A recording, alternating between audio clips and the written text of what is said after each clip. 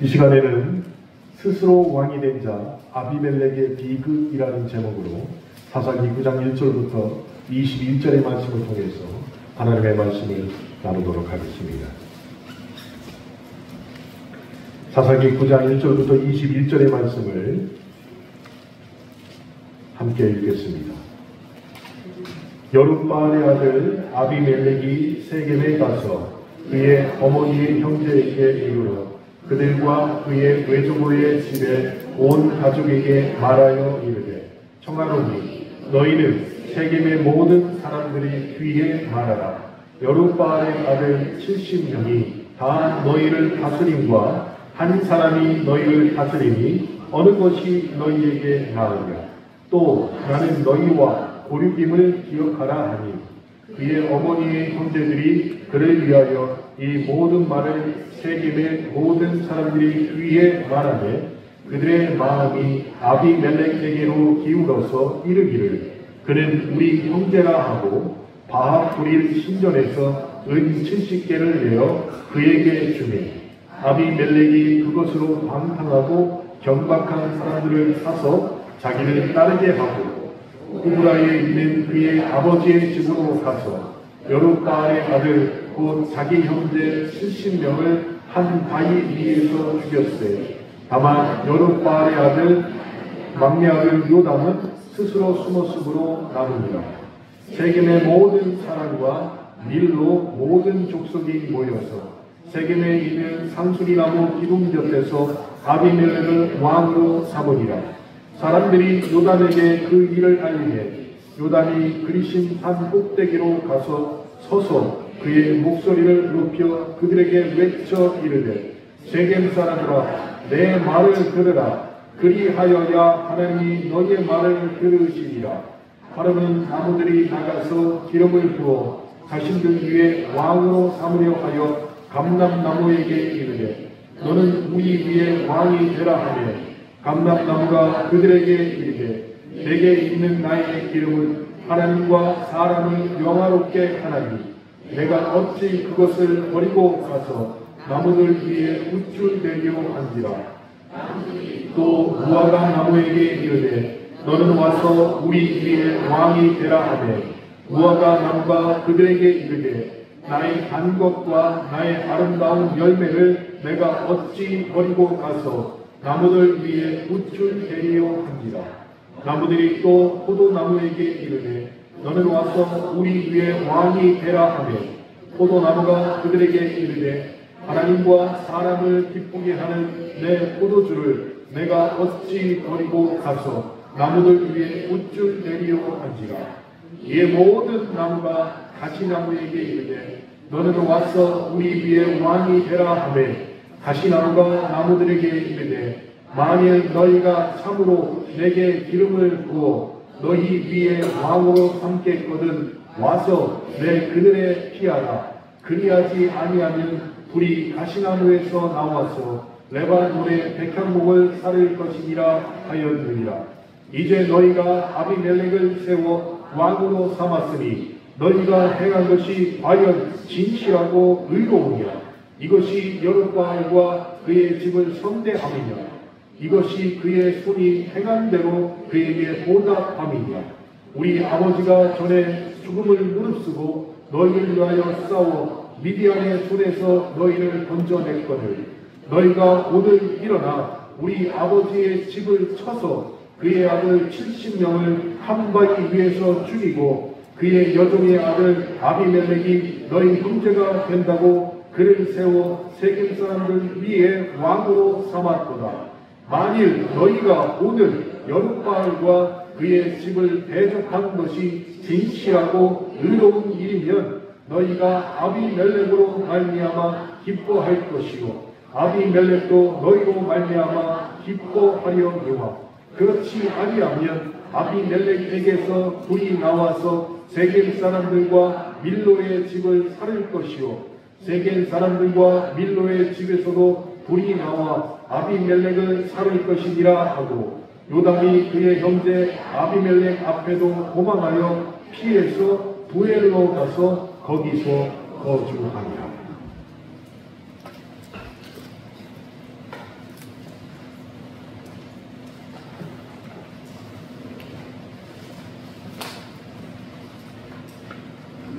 하나님께서 사람에게 망각의 능력을 주셔서 같이 성경을 읽었지만 무슨 내용인지 도저히 모르겠고 설교를 통해서 들었지만 문을 열고 나가는 순간 잊어버리게 하셔서 목사로 하여금 또 설교하고 또 설교할 수 있도록 하신 것이 얼마나 감사한지 모르겠습니다. 그렇지만 저 문을 나가기 전까지는 잘 들으시고 이 긴 문장의 성경 말씀이 무엇을 말하고 있는지를 깨닫기를 바랍니다. 이제 곧 대통령 선거를 치르는 날이 다가옵니다. 정말 중요한 날이죠. 저희 집에 막내딸과 이런 얘기를 했습니다. 아빠, 우리 반 애들이 가서 사전투표하고 왔대요. 깜짝 놀랐어요. 우리 딸이 벌써 투표할 날이다. 너는 왜 하느니? 나는 생일이 지나서 안 지나서 못했다는 거예요. 고3이 가서 사전투표를 하고 왔는데 제 딸이 물어봤대요. 누구 찍었냐? 누구 찍었냐? 애들이 한 명도 가르쳐주지 않는. 그러니 6월 3일날 투표하고 와서 다음 주일이 되는데 목사님 누구 찍으셨어요? 물어봐도 저는 대답 안 합니다. 그리고 절대 누구 찍으셨어요? 라고 묻지도 않습니다. 그러나 오늘 설교 말씀처럼 스스로 왕이 된 자 아비멜렉의 비극이라는 말씀을 들으시고 지혜를 주셔서 하나님이 내가 누구를 찍어야 되는지를 잘 결정하셔서 이 나라가 복된 나라가 되도록 힘써주시기 바랍니다. 1592년에 임진왜란이 일어났습니다. 뼈아픈 우리나라의 비극적인 역사이죠. 그런데 왜군이 부산을 통해서 서울에 도착하기도 전에 성남 민중들이 임금이 떠난 궁궐을 스스로 불태웠습니다. 더군다나 왕자였던 임해군과 순화군까지 잡아서 백성들이 왜군에게 바쳤습니다. 왜 그랬을까요? 전쟁 중인데 왕족을 잡아서 왜군에게 바쳤습니다. 임해군과 동생 순화군은 함경도까지 피난을 떠났습니다. 그런데 거기에서 특별한 임무를 받은 것이 있죠. 함경도에서 병력을 모아야 된다. 그래서 왕자들에게 그 일을 맡겼습니다. 그러면 왕자들은 그 일을 애써 행해야 되겠지요. 그런데 오히려 왕자들은 자신의 백성들의 민가를 약탈하고 주민을 살해했습니다. 그래서 함경도 주민들에게 반감을 사게 되었습니다. 왕족이었지만 함경도 주민들이 그 두 명의 왕자를 잡아서 가토 기요마사라는 일본 외장에게 넘겼습니다. 그러니까 임금이건 왕자이건 백성의 신임을 철저하게 잃게 되면 그들은 못난 사람일 수밖에 없다는 것이죠.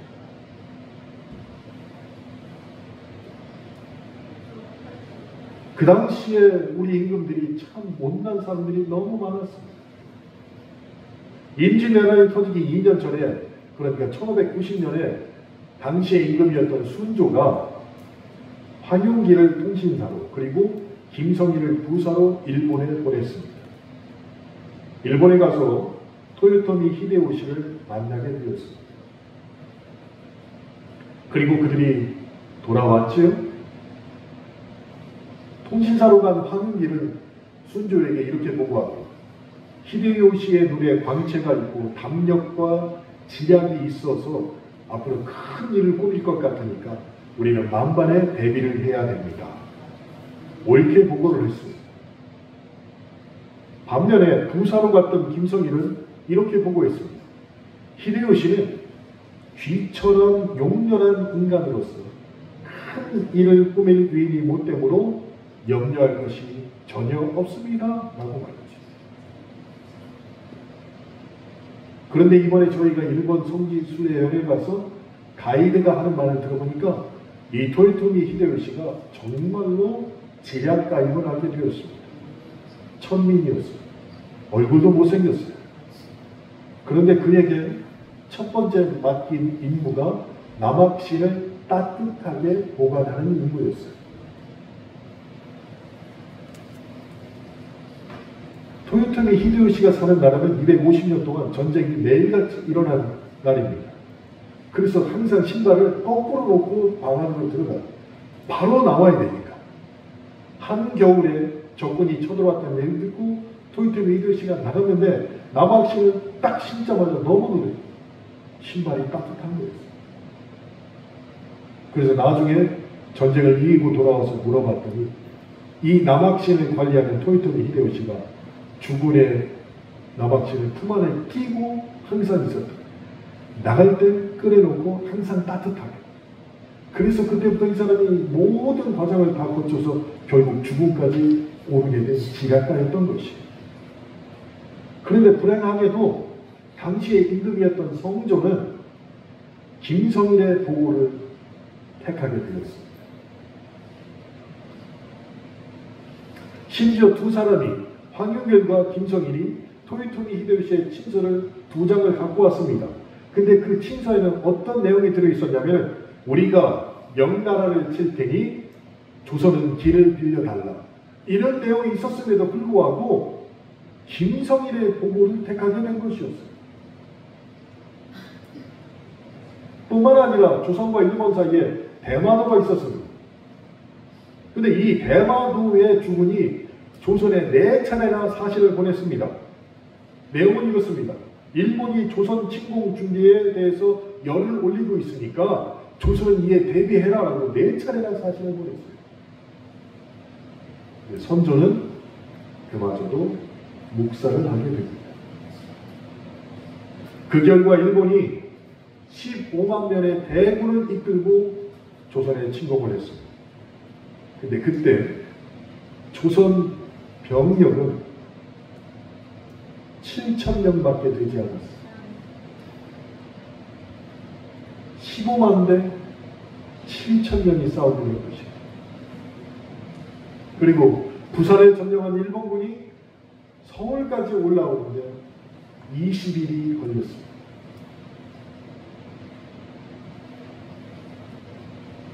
그로부터 7년 동안 임진왜란이 있었습니다. 그 7년 동안 일본군은 15만의 대군을 거느리고 남에서 북으로 2번 밀고 올라왔다가 2번 내려왔습니다. 그런 이유는 조선을 도우러왔던 명나라 원군이 북에서 남으로 똑같이 2번 밀고 내려왔다가 2번 올라갔기 때문이었죠. 자, 한 번은 일본군이 밀고 올라오고 한 번은 명나라가 밀고 내려가고 이게 2번이 계속되니까 그 사이에 조선의 전역은 문자 그대로 초토화가 되어버린 것이죠. 재산상의 손실은 차지하고서라도 전사자, 아사자, 병사자 이 모두를 합치니까 그 당시 조선 국민의 80%가 죽게 되었습니다. 왜 제가 이렇게 말씀드리냐면 이것이 무능한 통치자가 빚어낸 국가적 참상이기 때문에 그렇습니다. 한 사람을 잘못 뽑으면 우리나라가 이렇게 될 수 있다는 것이죠. 동아일보 편집국장을 역임한 언론인이며 역사학자고 소설가인 김성환 선생님께서 이렇게 말씀하셨습니다. 무능한 통치자는 용서받지 못할 역사의 범죄자다.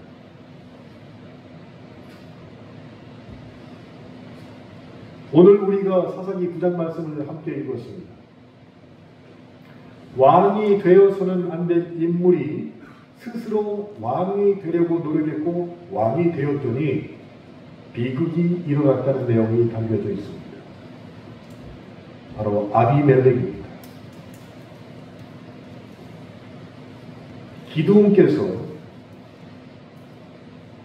여러 전장에서 이기고 이스라엘 백성들에게 왕이 되어달라고 부탁을 받았어요. 그랬더니 기드온이 이스라엘 백성들에게 이렇게 얘기합니다. 하나님만이 왕이시다. 나는 왕이 될 수 없다. 그렇게 거절을 했습니다. 그런데 기드온의 아들 중에 하나인 아비멜렉은 아버지의 뜻을 따르지 않았다는 것이에요. 기드온의 아들 중에 하나인 아비멜렉은 스스로 왕이 되기 위해서 수단과 방법을 가리지 않았던 사람이었어요. 아비멜렉은 기드온의 70여 명 중에 아들 중에 하나였습니다.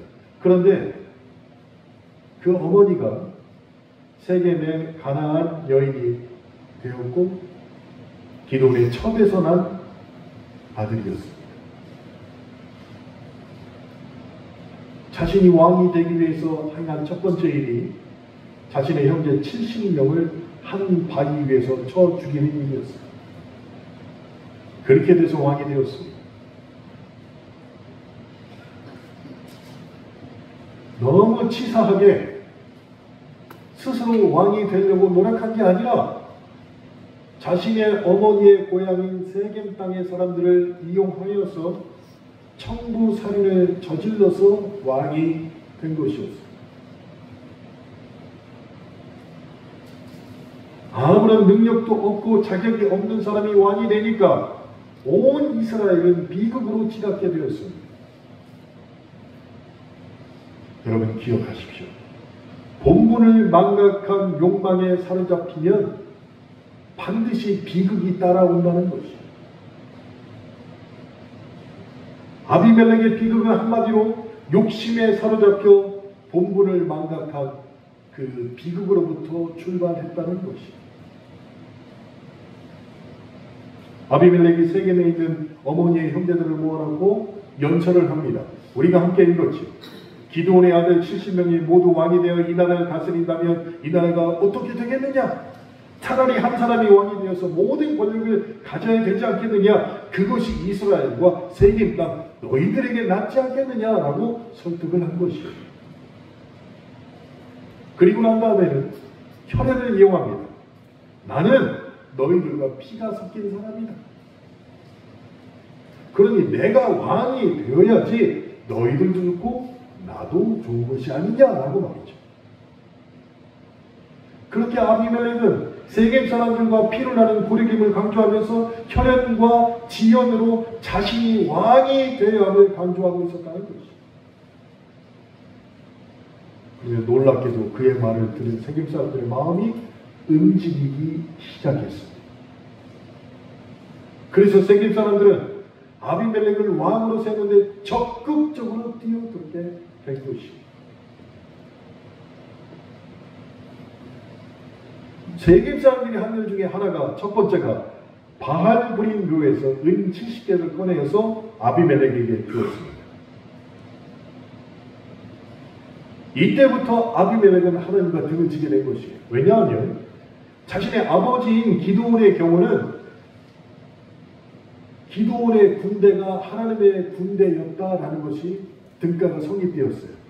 기드온의 군대는 하나님의 군대이고 기드온의 군대와 하나님의 군대가 같은 묘체를 띠고 있다는 것이 성경을 증명을 해줍니다. 그런데 아비멜렉의 경우에는 하나님의 군대가 아니었습니다.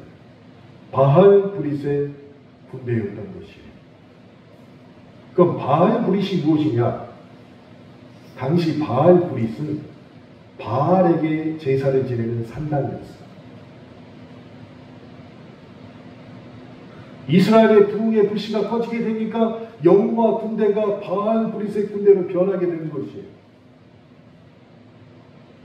뿐만 아닙니다. 세겜 사람들이 아비멜렉을 왕으로 세운 곳이 성전이 아니었습니다. 어디서 세웠습니까? 상수리 나무 기둥 결 그 옆에서 아비멜렉을 왕으로 세운 것이었어요.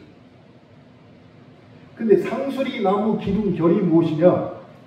바알을 상징하는 기둥이었어요. 그러니까 너는 이제 더 이상 하나님의 사람이 아니라 누구의 사람? 바알의 사람이다라는 것이. 여러분, 왕이 되고 싶습니까? 집안에서 나는 왕이다.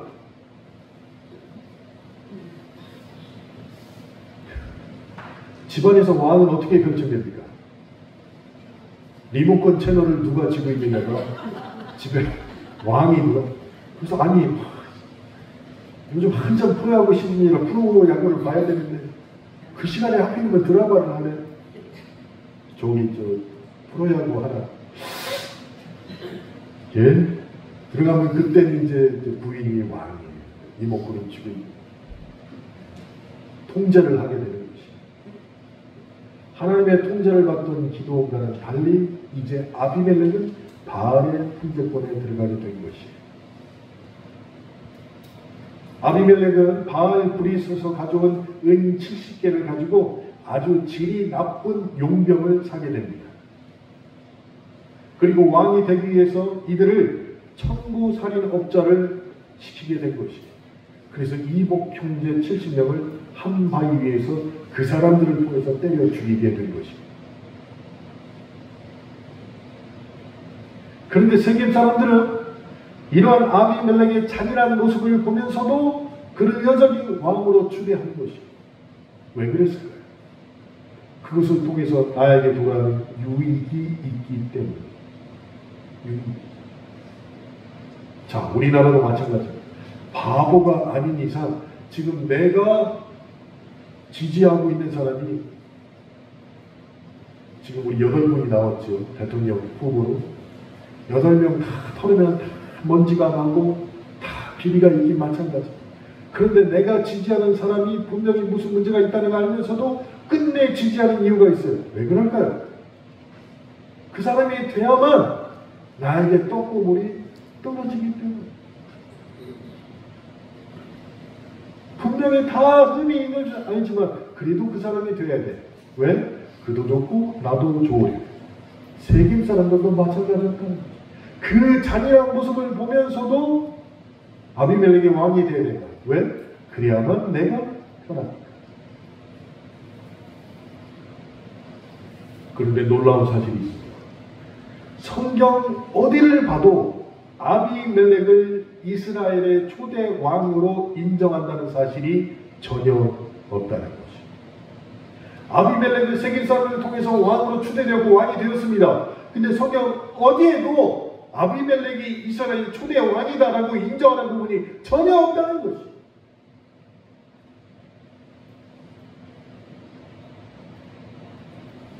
이 당시에는 사사시대였습니다. 사사는 무엇을 위해 사는 사람입니까? 이스라엘을 위해서 적과 싸우고 하나님의 평강을 이스라엘 가운데 선포하는 임무를 가진 사람이 사사였습니다.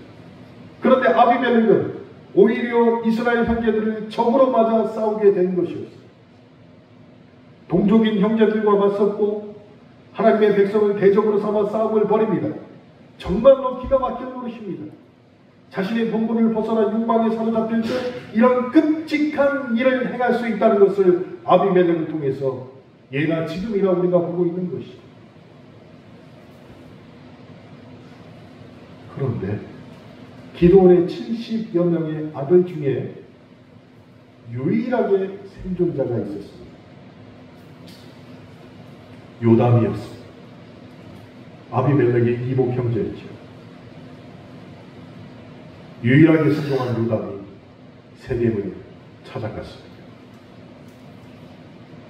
그리고 아비멜렉을 왕으로 세웠던 세겜 사람들에게 이것이 왜 잘못된 일인지를 경고하는 매우 유명한 설교를 하게 됩니다.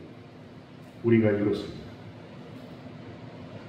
바로 요담의 매나무의 비유, 이 설교를 세겜 사람들에게 요담이 한 것이에요. 제가 짧게 이 설교를 요약하겠습니다. 수석의 나무들이 왕을 서유해서 회의를 하였습니다. 후보에 오른 나무들은 감람나무와 무화과나무와 포도나무였습니다. 이 나무들은 모두에게 유익함을 주는 나무들이었죠. 그래서 이 나무들을 찾아가서 임금이 되어라고 요청을 했습니다. 그런데 세 나무가 다 한결같이 사양을 하게 됩니다. 9절의 말씀입니다. 감람나무가 그들에게 이르되 내게 있는 나의 기름은 하나님과 사람을 영화롭게 하나니 내가 어찌 그것을 버리고 가서 나무들 위에 웃줄 대리요 한지라. 감람나무는 자신의 기름으로 하나님과 사람을 영화롭게 해야 하므로 그 일을 그만두고 왕 노릇할 수 없다고 분명하게 거절을 합니다. 그러니까 너희가 요구하는 왕보다 나는 내 자신의 본분을 더 중요하게 생각한다 한다는 것이죠. 무화과나무도 마찬가지였죠. 11절입니다. 무화과나무가 그들에게 이르되 나의 단 것과 나의 아름다운 열매를 내가 어찌 버리고 가서 나무들 위에 우쭐대리요 한지라. 포도나무도 똑같은 이유로 사용합니다. 13절입니다. 포도나무가 그들에게 이르되 하나님과 사람을 기쁘게 하는데 포도주를 내가 어찌 버리고 가서 나무들 위에 우쭐대리요 한지라. 이들 모두 자신은 하나님이 주신 본분이 있다는 걸 명확히 깨닫고 있었다는 것이죠. 그런데 엉뚱하게도 처음에는 왕의 물망에 오르지도 않은 가시나무가 자신에게 왕이 되어달라고 요청을 하자 기다렸다는 듯이 내가 왕이 되겠다라고 말한 부분이 15절에 나옵니다. 가시나무가 나무들에게 이르되 만일 너희가 참으로 내게 기름을 부어 너희 위에 왕으로 삼겠거든 와서 내 그늘에 피하라 라고 얘기합니다. 그런데 내 그늘에 피하라를 히브리 원문 단어에서 직역하여서 번역을 하면 무슨 뜻이 되냐면 너희는 와서 내 지배를 받으라 이런 말이에요. 나를 왕으로 세우고 내 지배를 받아라.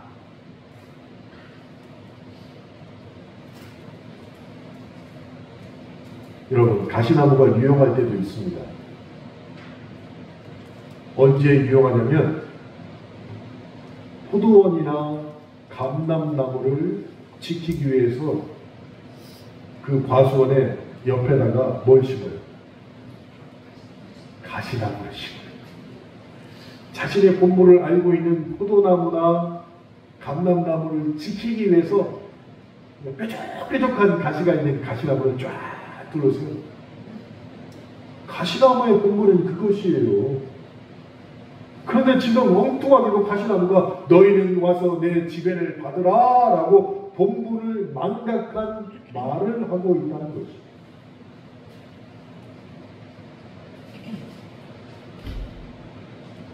나무를 찔러서 피 나게 하는 일을 해야 되는 가시나무인데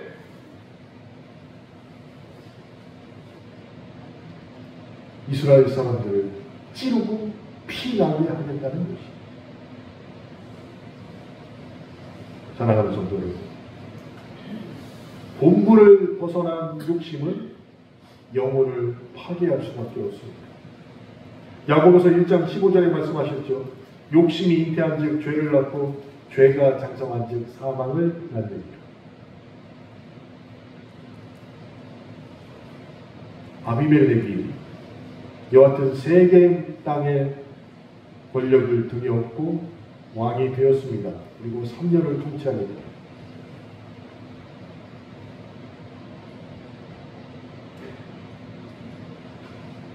(3년이) 채 지나지도 못해서 아비멜렉이 하나님의 심판을 받게 됩니다. 본분을 망각한 가시나무였던 아비멜렉이 하나님의 심판을 받습니다. 하나님은 참 대단하신 것 같아요. 누구를 통해서 아비멜렉을 심판하시느냐? 자신을 왕으로 추대했던 세겜 사람들을 통해서 하나님이 아비멜렉을 심판하셨다는 것입니다.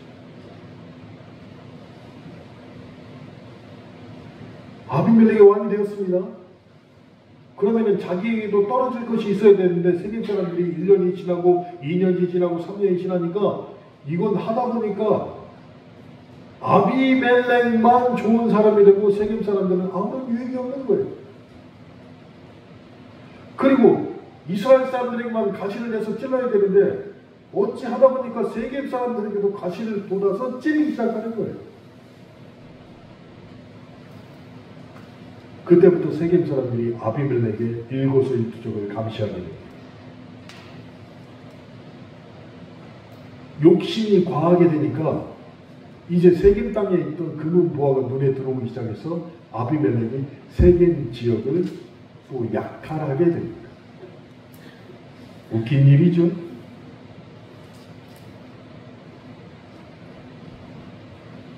그랬더니 세겜이 이제 아비멜렉을 배반하게 되죠.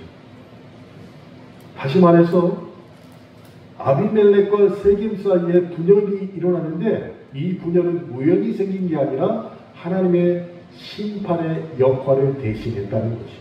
그래서 분열이 일어나게 되었습니다.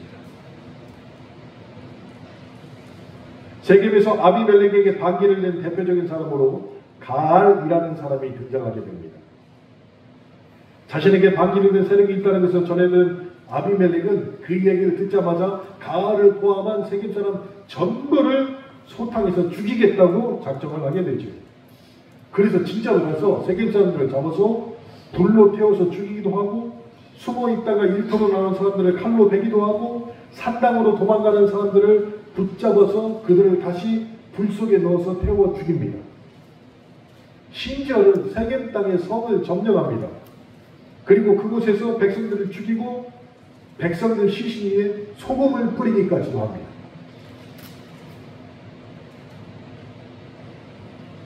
이 당시에 사람 위에다가 죽은 신체에다 소금을 뿌리는 관례가 있었는데 이게 무슨 뜻이냐면, 소금을 뿌리면 그 지역은 황무지가 되어서 아무것도 결실하지 못하게 될 것이다 라는 의미를 담고 있어요.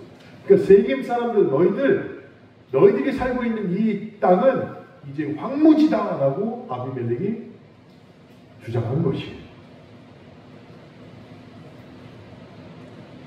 그리고 마지막에 이제 다 죽여야겠다라고 생각하고 아비멜렉이 군대를 데리고 세겜 사람들이 모여있다는 망대를 향해서 가게 됩니다.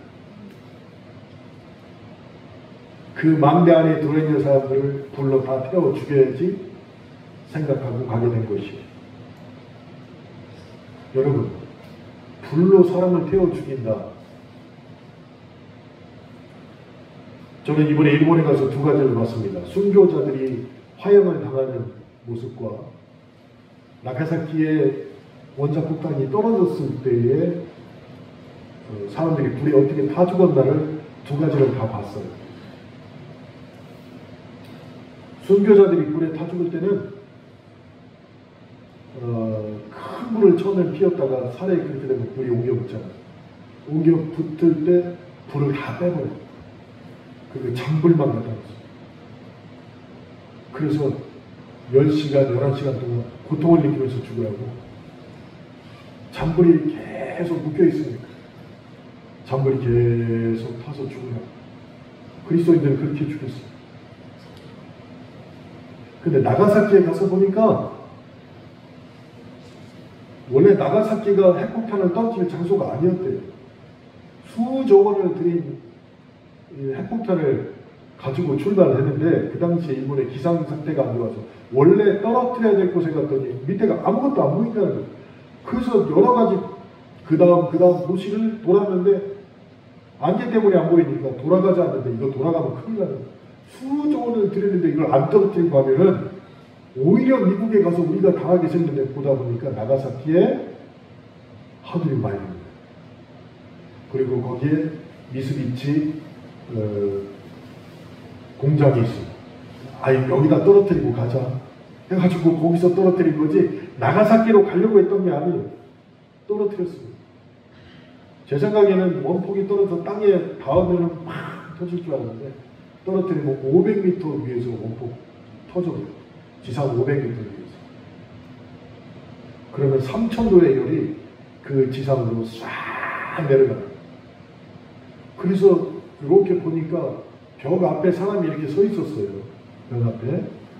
그 불이 와서 이 사람을 다 녹여버리고, 그리고서 이 사람의 모습이 그대로 벽에 탁 나가요. 벽에. 그러니까 원인도 모르고 갑자기 불길에서 사람들이 7만 명이 죽어버립니다. 우리 그렇게 무섭더라고요. 아비멜렉이 마지막 세겜 땡 사람을 죽이려고 망대로 가서 불로 그들을 심판하리라 라고 갔습니다. 그는 얼마나 잔인한 사람이에요. 절대적으로 한 나라의 통치자는 잔인성을 보여서는 안 되는 것이에요. 사사기 9장 53절에 보면은 이런 내용이 있습니다.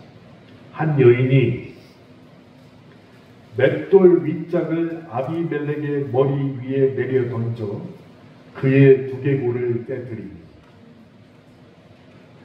사사기 9장 53절 말씀입니다. 아비멜렉이 베베스라는 곳을 점령합니다. 그곳의 모든 사람들이 성읍에 있는 망대로 피합니다. 아비멜렉은 망대를 불살라서 그들을 죽이려고 가까이 다가갔습니다. 그런데 그때 한 여인이, 이상한 일이죠, 맷돌 윗짝을 들고 도망가는 거예요. 맷돌 두 짝도 아니에요. 그 당시에 맷돌은 어디서 썼겠어? 주방에서 썼겠지요. 그 맷돌 하나 가려면 그거 구멍 맞추고 뭐 하려고 얼마나 돌로 가는 게 힘들게 큰 재산이었어요. 또 도망을 가는데 나는 맷돌을 하나 챙겨야겠다고 맷돌을 들고 도망간 거예요. 두 짝은 너무 무거우니까 못 갖고 맷돌 한 짝을 갖고 도망갔는데, 그러니 맨 뒤에 터졌을 거 아니에요. 근데 아비멜렉의 군사들이 몰려하는데 아비멜렉이 맨 앞에 서서 용감하게 막 왔어. 그러니까 이 형이 침을 맺자니 침 맞아서 사람이 죽어요? 아주 기분은 나쁘지. 자, 옆에 사람에게 침을 한번 뱉어보세요. 기분만 나쁘고 죽지는 않습니다. 그러니까 이 사람이 생각하기에, 아, 내가 이 맷돌을 들고 가다가 맨 뒤에 쳐졌으니까 잡혀서 죽게 생겼구나. 에이씨, 내가 괜히 들고 왔네 하고 맷돌을 집어 던져버려. 하나님의 은혜로 말미암아 그 맷돌이 아비멜렉의 머리에 정확하게 맞게 된 것이다.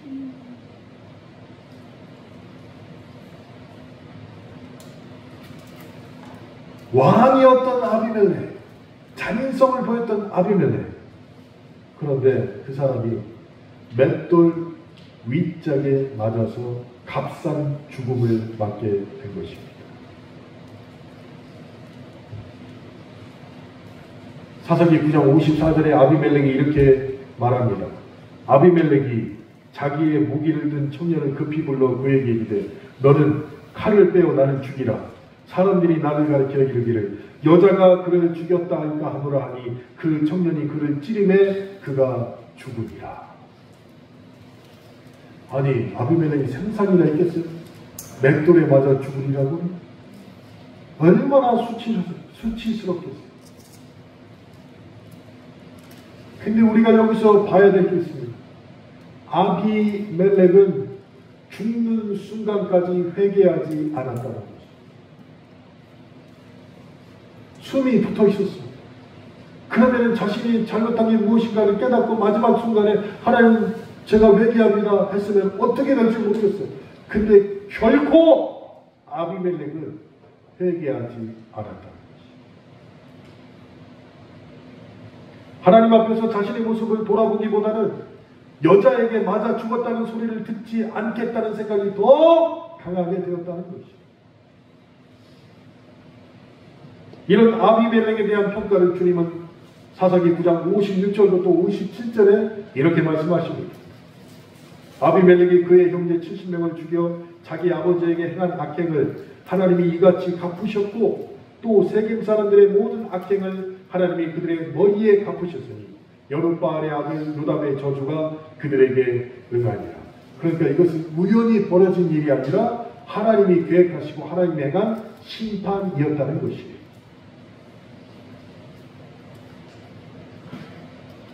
하나님은 행악자를 징벌하실 때 개인만 벌하시는 것이 아니라 그 일에 동참했던 악한 공동체를 함께 벌하신다는 것을 사사기에서 우리에게 보여주십니다. 그래서 아비멜렉과 세겜 그리고 부흥의 불씨를 스스로 꺼버린 이스라엘 모두에게 하나님의 심판이 임했던 것입니다. 사랑하는 성도 여러분, 본부를 벗어난 일을 하였을 때 우리에게는 반드시 고난이 다가옵니다. 그 고난을 견딜만 합니다. 그런데 이유를 모르는 고난이 우리에게 찾아올 때도 있습니다. 도저히 알 수 없는 이유를 모르는 고난. 이 책을 읽어보면 뭐냐면, 이 책을 읽어보면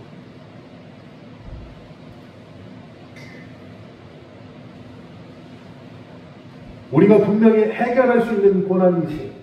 이유를 모르는 고난은 우리 스스로 해결할 수 없습니다. 그러나 이유를 아는 고난은 숨이 붙어 있는 한 해결책이 우리에게 있다는 것입니다. 기억하십시오. 악한 개인과 악한 공동체를 향한 하나님의 심판이 반드시 약속되어 있기에 내가 잘못된 일을 하고 악한 일을 했으면 반드시 내가 회개를 통하여서 거듭나야 한다는 것입니다. 근데 그걸 하지 못하면 이유를 알지 못한 고난과 똑같이 이유를 아는 고난도 심판을 받게 된다는 것입니다. 그러니 우리는 어떻게 살아야 될까? 어떻게 살아야 될까?